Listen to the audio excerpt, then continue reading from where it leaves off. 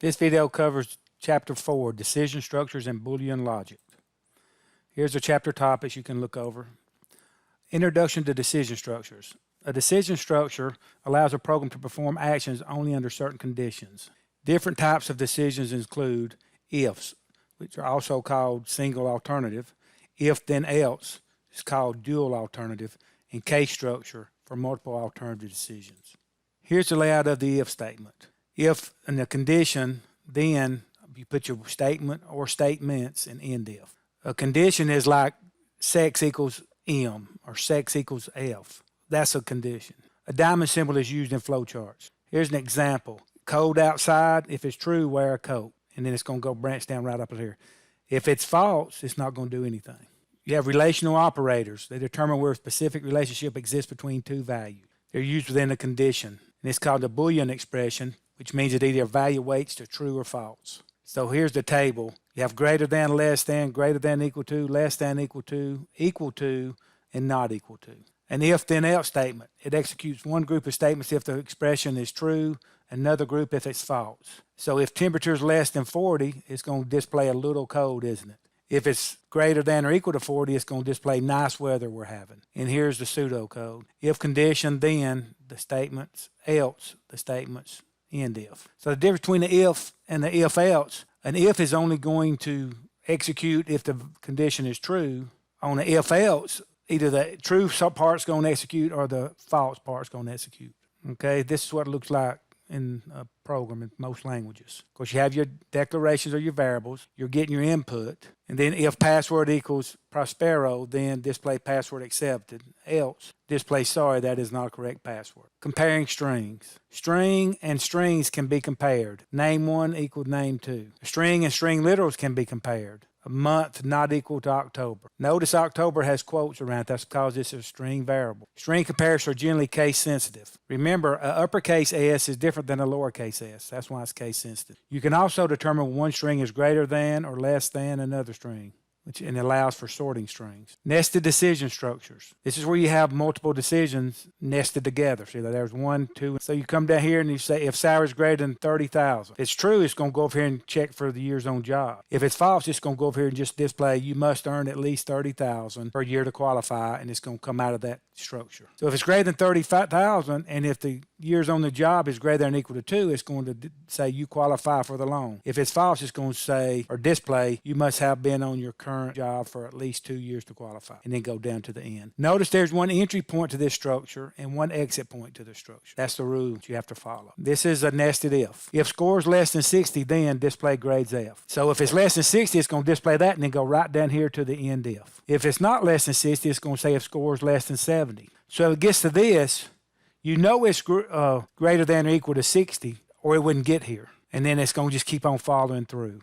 So in order to get all the way down here to the grade is equal to A, it would have to do this test, then do that test, then do that test, and then do that test. And what I mean by when I say that test, I'm talking about that test in that condition. If it's not any of these, it's going to hit this else here and display grade is A, period. The case structure lets the value of a variable or an expression determine which path the execution of the program would take. It can be used as an alternative to a nested decision. So you have a variable, in this case is month, and it's tested month to see if it's a 1. If it's a 1, it's going to display January and then exit out.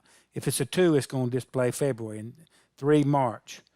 If it's neither one of those 3, it's going to go to this default and say error, invalid month. The rule of thumb is if it's doing one test, you have an if. If there's 2 possible actions you want to take, you have an if else. If there's more than 2, you do a case. Logical operators, they are used between the conditions to create complex or Boolean expressions. You have ands, ors, or nots. If you do an and, both conditions must be true. If you do an or, either condition must be true. If you do a not, it reverses the truth of an expression. What that means, if it evaluates to true, it makes it false.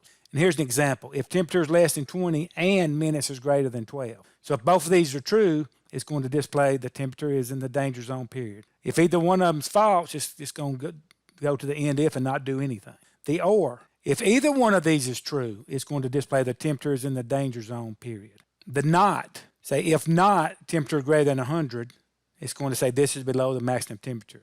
It's the same as saying if temperature is less than or equal to 100. you'd get the same display statement. Short circuit evaluation. Many languages support this.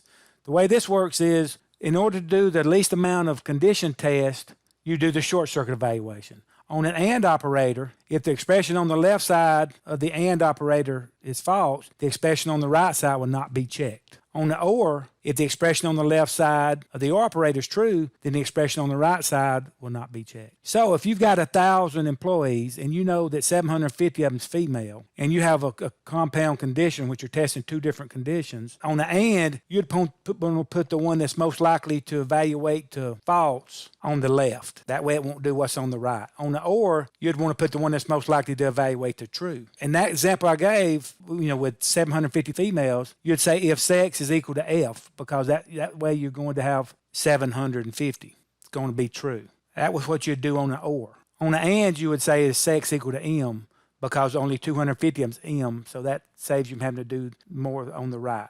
You often use logical operators for range checking. When checking for a number inside a range, you use an AND. When checking for a number outside a range, you use an OR. You have to be real careful on this, because if you just, you think about it and say it out loud, sometimes it gets a little confusing. So just remember, number inside a range, use AND. Number outside a range, use OR. Boolean variables. A Boolean variable can only hold true or false. So that's what they're declaring here, is a Boolean value is lunchtime. If time's greater than or equal to 12, they're setting that to true. Else, they're setting it to false. Later on in the program, they will use this variable to do some kind of display or do some other kind of calculations. I'm getting quite a few questions about due dates. If I click due dates here, that tells you when the entire chapter's due. So you'll notice right here, chapter 3, this seems to be due for 2 weeks. That doesn't mean you don't have anything due the first week. That means the entire chapter's due that week. So there's a couple of places you can look. You can go to the calendar, and I'm not going to go there because I got a bunch of classes and it may be a little confusing.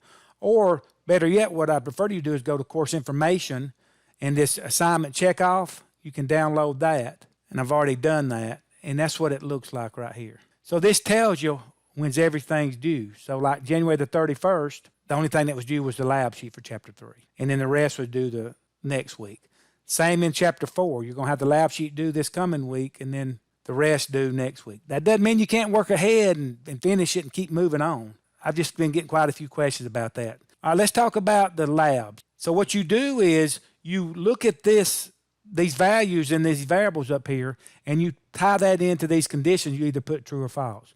So it says my age is greater than or equal to your age. I look up here, my age is 32, your age is 18. So 32 is greater than or equal to 18, so that would be true. So that's what you do to fill out all those. On these, you look up there for the values also, but then the display, you write out if anything's going to be displayed. So if my name is equal to your name, I look up here on my name is Katie, your name is Bob, so that's not equal, so nothing would be outputted. So if it evaluates to true, then it would output exactly what's in between the quotes, not including the quotes. A lot of students are putting the quotes in there. I count off for that. All right, and you scroll on down and you kind of fill in your pseudocode, kind of like you've done in previous chapters. You write down your module names, and just remember, this says this module will determine if a bonus is to be awarded.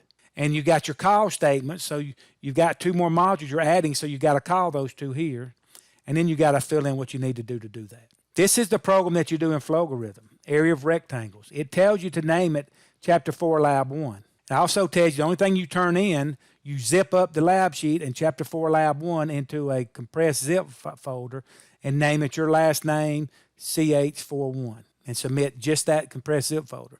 I've been lenient before that. Even though I've told you this before, you make sure that you zip them up and turn it in. If you don't name them correctly, I'm going to count off 5 points. All right, let's go over here to the Blackboard and go to the Getting Started section. So I click on Assignments, go to Getting Started. There at the bottom, here's a video explaining the grading requirements for your Flogorithm lab sheets. It will show you the document that I'm using to determine how much I'm counting off for everything, and I'll explain that there. So let's go to Lab Sheet 4.2.